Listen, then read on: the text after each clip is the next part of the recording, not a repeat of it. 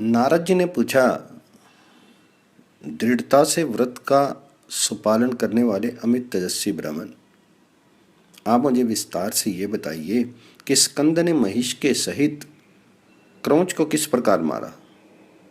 तो प्लस कहने लगे, नारद सुनो, मैं कीर्ति को बढ़ाने वाले कुमार कार्तिकेय की पवित्र प्राचीन कथा कहता हूँ। ब्राह्मण, अग्नि ने शंकर के उस शुक्र का पान कर लिया था। उससे ग्रस्त होने के कारण अग्नि का तेज फीका हो गया था। उसके बाद अत्यंत तेजस्वी अग्नि देवताओं के निकट गए। फिर उन देवों के भेजे जाने पर वे शीघ्र ही ब्रह्मलोक चले गए। मार्ग में जाते हुए अग्नि ने कुटिला नाम की देवी को देखा। उसको देखकर अग्नि ने कहा, कुटिले, इस तेज को धारण करना कठिन है। शंकर के द्वारा त्यागा गया ये तेज समस्त लोगों को दग्ध कर देगा, अतः तुम इसे ग्रहण कर लो। इससे तुम्हें एक भाग्यशाली पुत्र होगा। अग्नि के इस प्रकार कहने पर अपने उत्तम मनोरथ का स्मरण कर महानदी कुटिला ने अग्नि से कहा, इसे मेरे जल में छोड़ दे। ऐसा करने पर उसके बाद वह देवी शंकर जी के तेज को ग्रहण कर उसका पालन पोषण करने लगी। भगवान अग्निदेव भी इच्छा के अनुसार विचरण करने लगे। अग्नि ने उस तेज को 5000 वर्षों तक धारण किया था। इसलिए अग्नि के मांस, हड्डी, रक्त, मेदा, आंत, रेतस, त्वचा, रोम, दाढ़ी, मूछ, नेत्र एवं केश आदि सभी स्वर्ण में बन गए। इसी से संसार में अग्नि को हिरण्य रेता कहना जाने लगा। तब अग्नि के समान उस गर्भ को 5000 वर्षों तक धारण करते हुए कुटिला ब्रह्मा के स्थान पर गई। कमल जन्मा ब्रह्मा ने उस महानदी को संतप्त होती देखकर पूछा, तुम्हारा ये घर किसके द्वारा स्थापित है? उसने उत्तर दिया, सत्यम, अग्नि ने पिए हुए शंकर जी के उस शुक्र को अपने में धारण करने की शक्ति न होने के कारण मुझ में त्याग दिया। पिता में गर्भ धारण किए हुए मेरा 5000 वर्ष का समय बीत गया, परंतु किसी प्रकार ये बाहर नहीं निकल रहा। उसको सुनकर भगवान ब्रह्मा ने कहा, तुम उद्याचल पर जाओ। वहां पर 100 योजन में फैला हुआ सर्पतों का विशाल घंघोर वन है। आई सुंदर कटी वाली उस विस्तृत पर्वत की ऊंची चोटी पर इसे छोड़ दो। ये 10,000 वर्षों बाद बालक हो जाएगा। ब्रह्मा की बात सुनने के बाद वह गिरी नंदिनी सुंदरी पर्वत पर गई एवं मुख से ही उसने गत का परित्याग कर दिया। वह उस जन्म लेने वाले बालक को छोड़कर शीघ्र ब्रह्मा के समीप चली गई। सती कुटिला शाप के कारण जल रूप में हो गई। शंकर के तेज से वह विशाल सर्पतों का वन स्वर्ण में बन गया। उस वन में रहने वाले वृक्ष, मृग एवं पक्षी भी स्वर्ण में हो गए। इसके बाद 10,000 वर्षों के बीत जाने पर उगते हुए बाल सूर्य के सदृश दीप्तिमान तथा कमल के समान आंखों वाला बालक उत्पन्न हुआ। उस दिव्य सरपत के वन में उतान सोए हुए भगवान कुमार अपने मुख में अपना अंगूठा डालकर बादल की ध्वनि के समान अस्पष्ट ध्वनि में रोने लगे। इसी बीच स्वेच्छा से जाती हुई दिव्य तेजस्विनी 6 कृतिकाओं ने सरपत के वन में स्थित उस बालक को देखा। ये कृतिकाएं दयापूर्वक वहां गई जहां कुमार स्कंद थे। उन्हें दूध पिलाने के लिए वे आपस में हम पहले पिलाएंगी कहकर विवाद करने लगी। उन्हें आपस में विवाद करती हुई देखकर वे कुमार षण्मुख 6 मुख वाले बन गए। फिर तो उन 6 कृतिकाओं ने प्रेम पूर्वक बच्चे का पोषण किया। मुने उनके द्वारा रक्षित होकर ये शिशु बड़ा हुआ। वे बलवानों में श्रेष्ठ कार्तिकेय नाम से प्रसिद्ध हुआ। ब्राह्मण, इसी बीच ब्रह्मा ने अग्नि से प्रश्न किया कि अग्निदेव, तुम्हारा पुत्र कार्तिकेय इस समय कितना बड़ा हुआ है? तो ब्रह्मा के प्रश्न को सुनकर अग्नि ने शंकर जी के उस पुत्र को ना जानने के कारण उत्तर में कहा, देवेश, मैं पुत्र को नहीं जानता, कौन सा गोह है? भगवान जी ने उनसे कहा, त्रिलोकेश, पूर्व काल में तुमने शंकर जी का जो तेज पी लिया था वह सरपत के वन में शिशु रूप से उत्पन्न हुआ है। पितामह का वचन सुनने के बाद अग्निदेव तीव्र गति वाले बकरे पर चढ़कर शीघ्र वहां गए। कुटिला ने उन्हें जाते हुए देखा। तब कुटला ने उनसे पूछा, अग्निदेव आप कहाँ जा रहे हैं? उन्होंने कहा, कुटले, श्रवण में उत्पन्न हुए बालक पुत्र को देखने जा रहा हूँ। उसने कहा कि मेरा पुत्र है, और अग्नि ने कहा कि मेरा है। स्वेच्छा से विचरण कर रहे जनार्दन ने उन दोनों को परस्पर विवाद करते हुए देखा। उन्होंने उन दोनों से पूछा, तुम दोनों आपस में किस लिए विवाद कर रहे हो? तो उन दोनों ने कहा, रुद्र के शुक्र से उत्पन्न हुए पुत्र के लिए। विष्णु ने उन दोनों से कहा, तुम लोग त्रिपुरासुर का विनाश करने वाले शिव के पास जाओ, वे देवेश जो कहें उसे निस्संदेह करो। तो पुलत्सी कहते हैं कि नारद जी वासुदेव के इस प्रकार कहने पर कुटला एवं अग्नि शंकर जी के पास गए और उन्होंने उनसे ये गूढ़ रहस्य पूछा कि पुत्र किसका है। उनके वचन को सुनकर शंकर जी का मन हर्ष से भर गया। उन्होंने हर्ष गदगद होकर गिरजा से कहा, अहो अहो भाग्य, अहो भाग्य। तब अंबिका ने शंकर से कहा, देव हम सब उस शिशु से ही पूछने चले, वह जिसका आश्रय स्वीकार करेगा उसी का पुत्र होगा। ठीक है, ऐसा कहकर वृषभ ध्वज भगवान शंकर पार्वती, कुटिला तथा बुद्धिमान पावक के साथ चलने के लिए उठ खड़े हुए। शंकर, पार्वती, कुटिला एवं पावक श्रवण में गए। इन लोगों ने कृतिका की गोद में लेटे हुए उस बालक को देखा। उसके बाद 6 मुखों वाला यह बालक उन लोगों को चिंतित जान करके उनमें आदर रख के बच्चा होते हुए भी योगी के समान कुमार, विशाख, शाख, महासेन इन 4 मूर्तियों वाला हो गया। कुमार शंकर के, विशाख गिरजा के, शाख कुटला के और महासेन अग्नि के समीप चले गए। फिर तो रुद्र, उमा, कुटला तथा देवेश्वर अग्नि ये चारों ही अत्यंत हर्षित हो गए। उसके बाद उन कृतकाओं ने पूछा, क्या षड्वदन शंकर जी के पुत्र हैं? मुने, शंकर जी ने उन सभी से प्रेम पूर्वक विधिवत आगे का वचन कहा। कृतकाओं, कार्तिकेय नाम से ये तुम्हारे पुत्र होंगे तथा ये अविनाशी कुमार नाम से कुटला के पुत्र होंगे।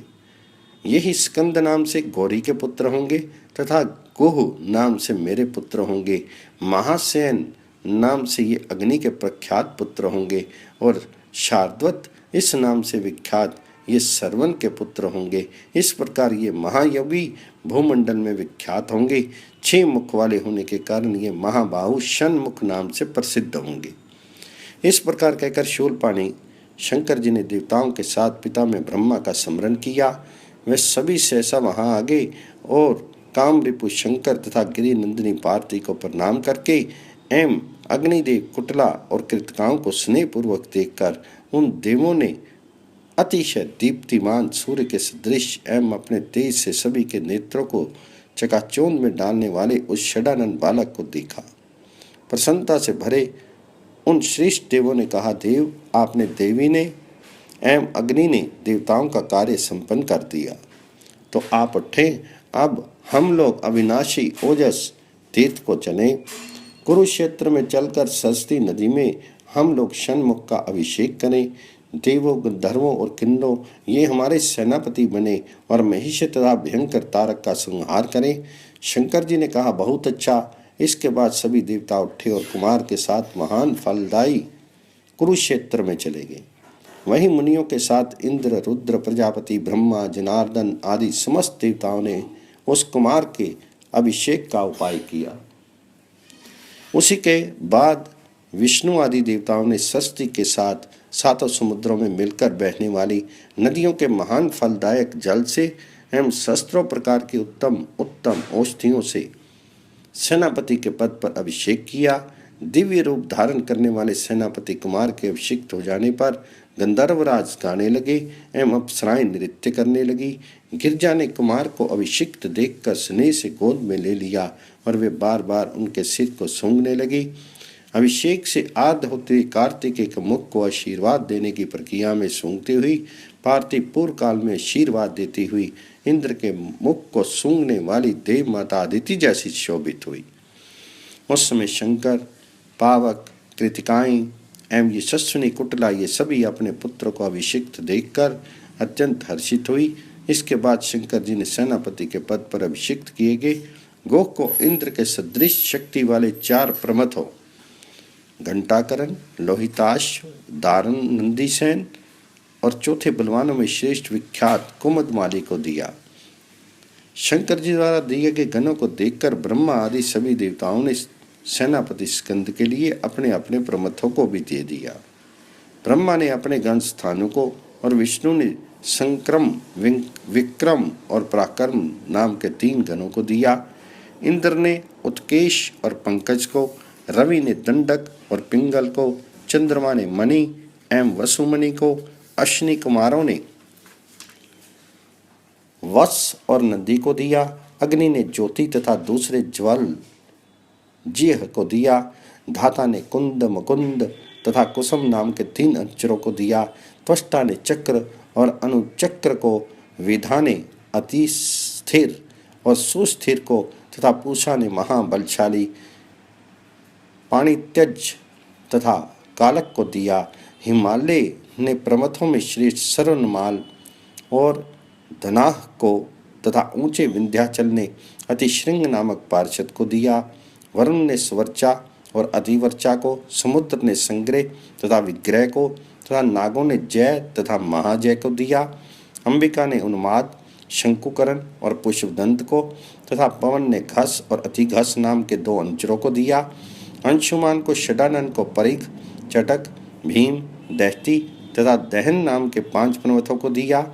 यमराज ने प्रमाथ, उन्माद, कालसेन, महामुख, तालपत्र और नाड़ीजंग नाम के 6 अंचरों को दिया।